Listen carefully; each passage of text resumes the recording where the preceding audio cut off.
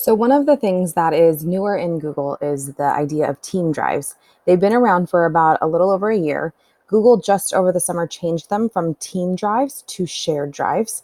So, just underneath now my drive, you should see shared drives, and it even describes it with when you hover over the little question mark that team drives are now called shared drives. The purpose of team drives is it creates a shared space where everything in that folder belongs to anyone that's involved in that folder. So anyone who has been shared that folder. However, with team drives, there are varying levels of, access within the folder. So you can be a manager of the folder and have all rights, or you can be a content manager and have most rights, but you can't add people. And then it goes down to just viewer, commenter, and so on. So what we've done is kind of locked down team drives because there are some added complications with them. So right now you are not able to create shared drives or team drives, but you might already have some from previous years.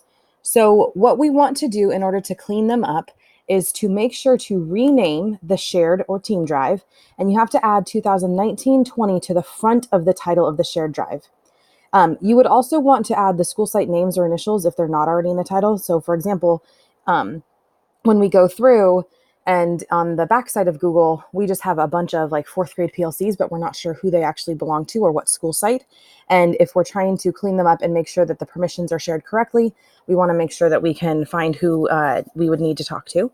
You also need to add the account admin at sangerusd.net as a manager to the team drive. This allows the managing account, the admin at sangerusd.net, on the backside of Google to have access, because what needs to be done is basically when we first opened up or when shared drives and team drives were first opened up, there were a lot created by students, a lot created and then never used again. And it adds some extra complications, and we need to clean all that up. And those will all be deleted. In order for your shared drive or team drive to not be deleted, these are the steps we have to do. So this is how you do them. So for example, I'm going to try this CSP PLC team drive. I'm going to click and open it up. Right now, I have access to change the name of it because I'm a manager on this team drive. So I'm going to click the little downward facing arrow and click rename. I'm going to add this. So I've already added 2019-20. I can even put district wide because this is the team drive that all CSPs were a part of, and click rename. I'm also going to add members. If you do not see where it says add members, that is because you do not have access to add members. So very quickly, just to kind of show the difference, for the different types of members, only the manager or only people with the access level of manager can change the members and add them. If you're a content manager, contributor, commenter, or viewer, you cannot do any of that.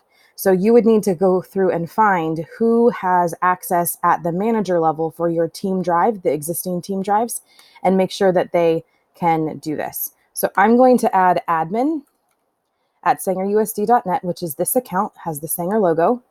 I'm going to add them as a manager.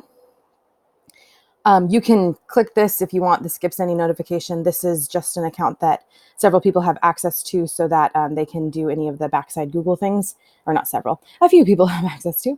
But you can skip sending the notification or send it. It's up to you. And then just click add. And that's all that you have to do.